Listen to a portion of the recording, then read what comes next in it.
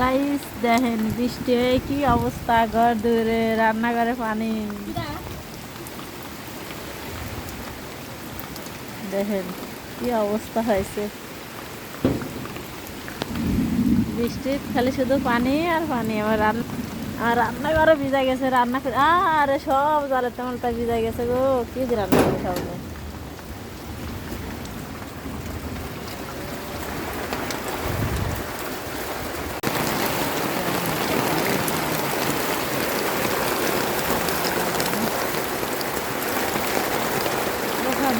চালের প্যান্টে পাত কি অবস্থা,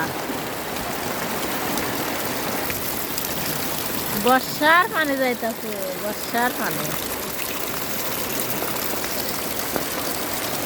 বর্ষার পানি এত জোরে যায় না।